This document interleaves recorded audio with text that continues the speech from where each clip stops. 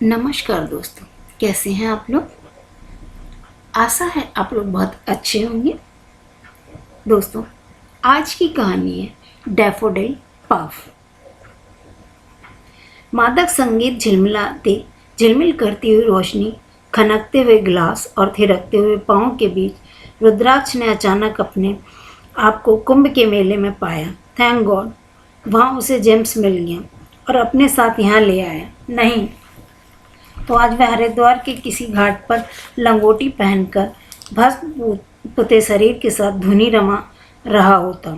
जिंदगी में इतनी सुख रंगीनियाँ होती हैं, कभी नहीं जान पाता। जेम्स का यह डैफोडिल पग, जेम्स को डैफोडिल के फूल बहुत पसंद थे, इसलिए जब उसने यह पब खोला तो उसका नाम डैफोडिल ही रखा।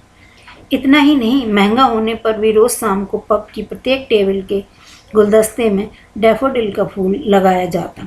जेम्स रुद्राक्ष का पिता नहीं, वह उसे कभी पता नहीं लगता।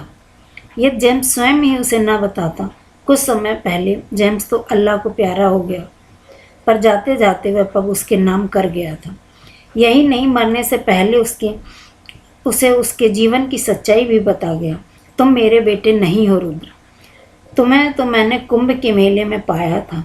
बहुत छोटे थे तुम, शायद 2-2.5 साल के। मैं अपने कैमरे से मेले में आए लोगों की तस्वीरें उतार रहा था। अचानक कैमरे के लेंस में सामने तुम आ गए। तुम शायद अपने माँ बाप से बिछुड़ गए थे और रोए जा रहे थे।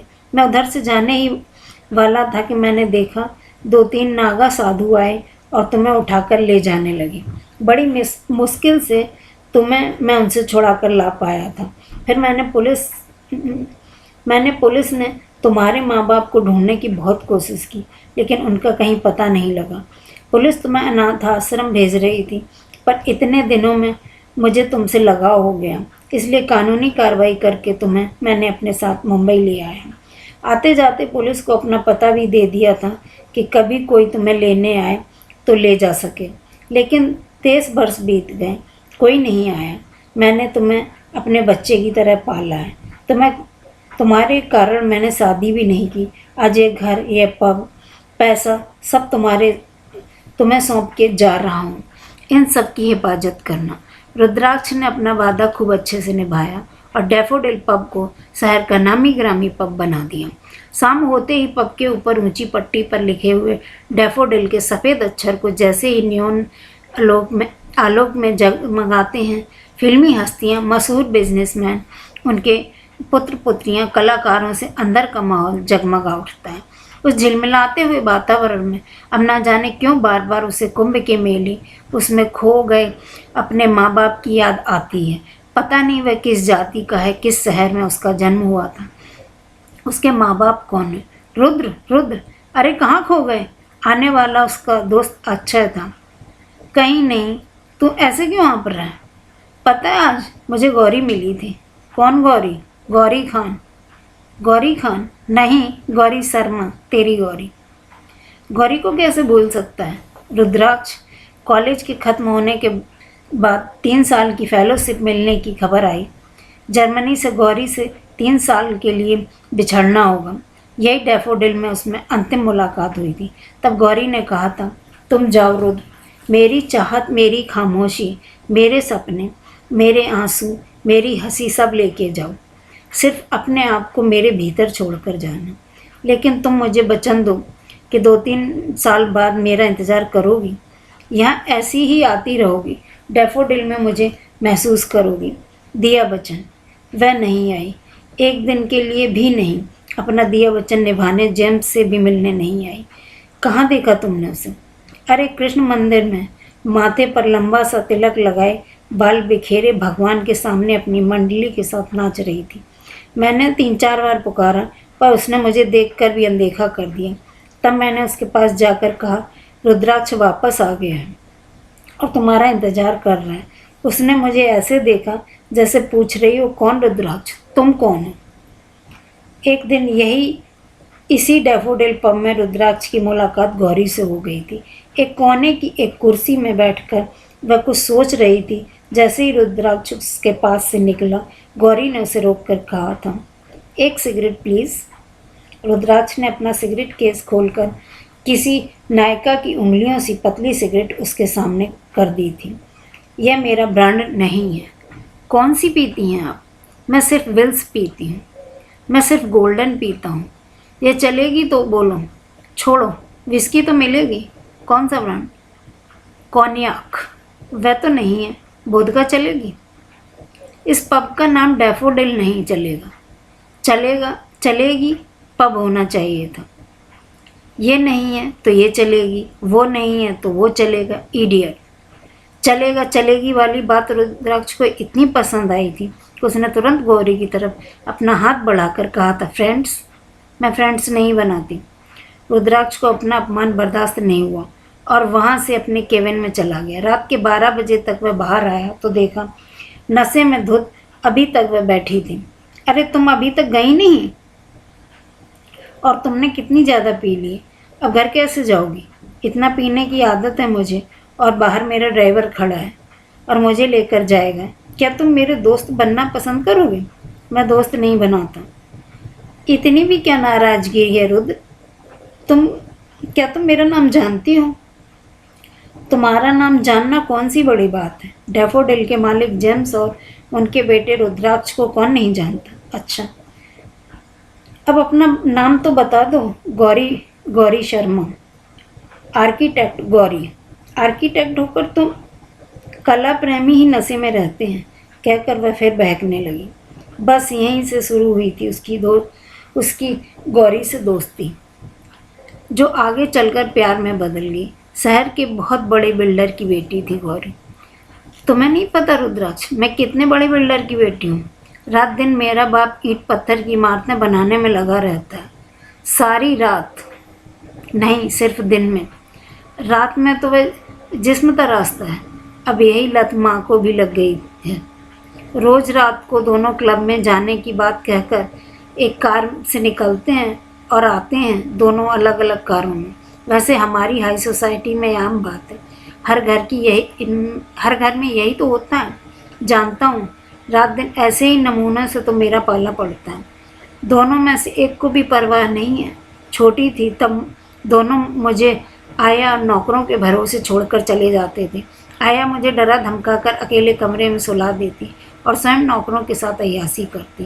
कुछ बड़ी हुई तो नौकर बात बात पर मेरे शरीर के कुछ हिस्सों पर हाथ फिराने लगे। जब माँ को बताया तो उन्होंने मुझे ही डांट दिया। बीड़ी सिगरेट सब मैंने नौकरों के साथ ही पीना सीखी है। अब दोनों रोते हैं, पर अब मैं इतनी दूर निकल चुकी हूँ कि खुदा भी चाहे तो मुझे वापस नहीं ला सकता। खुदा को चैलेंज कर रही हूँ। शायद तुम्हें बदलने के लिए खुदा ने ही मुझे तुमसे मिलवाया है। ठीक है, तुम भी ट्राई कर लो। वह उसे सुधार पाता। इससे पहले ही जर्मनी से बुलावा आ गया। ठीक ही कहा था उसने, शायद खुदा ने चाहा ही नहीं था। दूसरे दिन संध्या रात की तरफ अपने कदम बढ़ा रही थी। एक वेटर ने आकर रुद्राक्ष से कहा कि कोई बाहर उससे मिलना चाहता है। पब के लान में हल्की फीकी सी चांदनी बिखर आई थी। चांदनी के झिलमिलाते कण गौरी पर पड़ रहे थे। उसका सौंदर्य भुतहा सा लग रहा था, जो आकर्षित और आतंकित एक साथ कर रहा था। सांप की आंख जैसा जादुई सम्मोहन था उसकी आंखों में। कहाँ चली गई थी तुम गौरी? मैंने तुम्हें कितना और कहाँ नहीं ढूंढा। शहर के एक एक होटल में, बार, क्लब छान मारे, तुम कहीं नहीं मिली। इस बार गलत जगह ढूंढ रहे थे तुम मुझे। तुम्हारे घर भी गया था, वहाँ ताला लगा हुआ था। मंदिरों और मस्जिदों में ढूंढा होता तो शायद मिल जाती। रुद्राक्ष को लगा वह पागल हो गई है या फिर आज ज़्यादा चढ़ा ली है। चलो अंदर बैठते हैं। आज कॉन्याक है। अब मैं गंगा जल पीती हूँ। कहाँ थी तुम 3 साल से? हरिद्वार। पूछने के साथ ही रुद्राक्ष ने सोचा, कहीं वह उसकी जन्म कुंडली की रिसर्च करने हरिद्वार तो नहीं चली गई थी। मम्मी पापा की अस्थियाँ लेकर गई थी। तुम्हारे जर्मनी जाने के 1 हफ्ते बाद ही उनकी एक एक्सीडेंट में मृत्यु हो गई। उस दिन दोनों एक ही कार में वापस आ रहे थे। अच्छी तरह दोनों एक साथ जी तो ना सके, पर मौत दोनों ने साथ साथ स्वीकार कर ली। 13 दिन बाद उनकी अस्थियाँ लेकर हरिद्वार जा रही थी कि बॉम्बे से दिल्ली तक प्लेन में फिर टैक्सी में जाना था। प्लेन में बैठते ही मुझे मम्मी पापा के साथ बिताए कुछ भूले बिसरे पल याद आने लगे और मैं रोने लगी। मेरे पास जो व्यक्ति बैठा था उसने मुझे रजनीश की एक किताब थमा दी। किताब बीच में ही खोलकर मैं पढ़ने लगी। उसमें लिखा था, मैंने कहीं एक कहानी पढ़ी थी कि एक अत्यंत वृद्ध भिखारी सड़क के किनारे बैठकर भीख मांगता था। उसका शरीर लकवाग्रस्त था और अंधा और कोढ़ी भी था। उसके पास से जो भी गुजरता सब अपना मुंह दूसरी तरफ घुमा लेते थे। एक युवक रोज उधर से निकलता और सोचता, वृद्धावस्था के कारण जीर्ण शीर्ण कुछ मृतप्राय भिखारी को भी जीने की इच्छा होगी। जीवन में कितना मोह है कि जो भीख मांगकर भी जीने की इच्छा रखता है। अंततः एक दिन उस युवक ने अपनी बात भिखारी के समक्ष रख दी। उसका प्रश्न सुनकर भिखारी हंसने लगा और बोला, बेटा, यह प्रश्न मेरे मन को भी सताता रहा है। भगवान से भी पूछता हूँ पर वहाँ से कोई उत्तर नहीं मिलता। फिर सोचता हूँ शायद परमात्मा ने मुझे इसीलिए जीवित रखा है कि जिससे दूसरे व्यक्ति जान सकें कि मैं भी कभी उनके जैसा था, कभी वे भी मेरे जैसे हो सकते हैं। इसलिए संसार में सौंदर्य, स्वास्थ्य, यौवन का ये अहम एक प्रवंचना से ज़्यादा कुछ नहीं है। बस एक वाक्य था जिसने मेरी जिंदगी में को बदलने में पहला पड़ाव डाला। फिर क्या हुआ? मैं अस्थियां जल में प्रवाहित कर रही थी। निजता का खालीपन पहली बार मैंने महसूस किया। अस्तित्व के नाम पर संज्ञाहीन जैसी स्थिति थी। गंगा की निश्चल धारा अविरल बहती जा रही थी। चारों तरफ हर हर गंगे, जय जय गंगे की सामूहिक अर्चना से धरती आकाश कंपित हो रहे थे। प्रकृति को सहज लयबद्ध नर्तन, दूर पहाड़ों से आता हुआ कोई विस्मृत फुहार का झोंका गंगा को और भी मोहक बना गया था। एक विचित्र थिरकन, एक अपरिचित भावोद्वेष, आत्मविस्मृत क्षण पत्तों पर ध्यानमग्न ओस जैसे वायु के कंपन के नीचे टपक पड़ी। एक क्षणता और गौरी बदल गई। उसके बाद कितने ही दिनों, महीनों में परिवर्तित हो गए। रामायण, गीता, वेद, पुराण सब पढ़ डाले, पर फिर भी कुछ ऐसे प्रश्न हैं जिनका उत्तर पाने के लिए आज भी मंदिर, मस्जिद, गुरुद्वारा सब जगह भटक रही हूँ। पर मेरे कोई प्रश्नों की गुत्थी नहीं सुलझ पा रही है। क्या है तुम्हारे प्रश्न? तुम दे सकोगे उत्तर? नहीं, बस सुनना चाहता हूँ। तो सुनो, पाप क्या है और पुण्य की परिभाषा क्या है? क्या है ईश्वर? यदि हाँ तो कैसा है? कभी दिखता क्यों नहीं? पूर्व जन्म क्या है? गीता में भगवान कृष्ण ने कहा, गति पालन करता, प्रभु साक्षी, रक्षक, मित्र, उत्पन्न करने वाला, संहारक, आधार और अविनाशी बीज मैं ही हूँ। मैं वर्षा रोकता हूँ, मैं ही वर्षा कराता हूँ। मैं ही अमृत हूँ, मैं ही मृत्यु हूँ तथा मैं सत्य और असत भी मैं ही हूँ। ये सब कुछ ईश्वर की इच्छा से होता है। तो हिटलर ने गैस चैम्बर में 50 लाख निर्दोष लोगों को क्यों मार दिया? क्या यह सब ईश्वर की इच्छा से हुआ था? रावण ने जो सीता का हरण किया और फिर धोबी ने सीता के ऊपर लांछन लगाया, वह भी ईश्वर इच्छा है। तो धोबी और रावण का क्या कसूर लगता है? इन सारे प्रश्नों का उत्तर ढूंढते हुए पागल हो जाऊंगी। इसलिए सब भूल कर हरिद्वार में जीवन बिताना चाहती हूँ। चाहो तो तुम भी मेरे साथ चल सकते हो। तुम्हें तो इतने सारे प्रश्नों के इन्होंने बेचैन कर रखा है। गौरी, मैं तो सिर्फ 3 प्रश्नों के बीच में हिचकोले खा रहा हूँ। मैं कौन हूँ? मेरे माँ बाप कौन है? मैं किस जाति का हूँ, किस शहर का हूँ? मुझे उस रात की आज भी धुंधली सी याद है गौरी, जब तुमने खुदा को चैलेंज किया था। भगवान ने तुम्हारे चैलेंज को खूब स्वीकारा। मुद्दत बाद शायद मैं सब कुछ भूल जाऊंगा।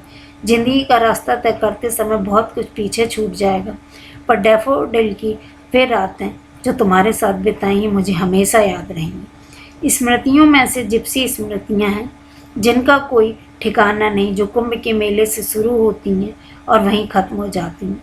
वह संसार की तरफ से जब व्यक्ति पूरी तरह आंखें मूंद लेता है तभी आंतरिक सत्य का साक्षात्कार होता है। रुद्र, अब मुझे ही देखो। मैं देह से अलग, एकदम भिन्न, अत्यंत सुंदर, उज्जवल, पवित्र और अव्यंग हूँ। अव्यंग का मतलब जानते हो? दोष रहे, जैसे शून्य में किसी निरंतर तत्व को ढूंढ रही थी। अचानक हवाएं जोर से चली और आसमान काला हो गया। दूर समूचा शहर बारिश से भीग रहा था। चलूं रुद्र, अब मुझे जाना ही होगा। बीच यात्रा में मोहब्बत से बचना चाहिए। वही महीन खोई सी मुस्कुराहट और उदास आंखें। उसे गए हुए 3 महीने बीत गए। रुद्राक्ष ने अपने आप को रोकने की कोशिश की पर सफल ना हो सका। एक दिन उसने अक्षय को बुलाकर कहा, अक्षय, एक दिन जेम्स ने मुझे यह पब सौंप दिया था। जेम्स ने अपने सपनों को तुम्हें सौंप रहा हूँ। मैं कौन हूँ, कहाँ से आया हूँ, इन प्रश्नों के उत्तर शायद हरिद्वार में पा सकूँ। मैं जा रहा हूँ, तुम डैफोडिल की हिफाजत करना। आखिरी धूप के रेतीले कण डैफोडिल पर पड़ रहे थे। मैं आखिरी शाम के कुछ लम्हे, पियानो का संगीत, भीड़ में नाचते लोग, स्वप्निल आंखें, सब एक नीले सागर में डूब गए। लग रहा था हमारे भीतर न जाने कितनी अस्पष्ट लालसाएं, कितने धुंधले स्वप्न किसी अनुकूल क्षण की प्रतीक्षा में दब रहे हैं। लगता आज तक चिरंतन काल में शायद ही उसे क्षण की प्रतीक्षा थी। बाहर निकलकर उसने डैफोडिल के उन फूलों को स्पर्श किया जिन्हें जेम्स ने लगाया था, फिर चल पड़ा अनंत की उस राह पर जहाँ डैफोडिल नाम का पब नहीं बल्कि डैफोडिल नाम के हजारों फूल उसके रास्ते में बिछ पड़े थे, जहाँ गंगा की लहरों में उसके प्रश्नों का समाधान था, जहाँ उसकी गौरी थी, शायद वह परम धाम था, जहाँ इंसानों की अंतिम आवृत्ति पर पर्दा गिरता है। दोस्तों, आप लोगों को ये कहानी कैसी लगी? अगर आप लोगों को ये कहानी अच्छी लगी तो प्लीज़ एक थम्स अप बनता है। अगर आप लोग नए हैं तो प्लीज़ मेरे चैनल को सब्सक्राइब कीजिए, लाइक कीजिए और मुझे सपोर्ट कीजिए। धन्यवाद।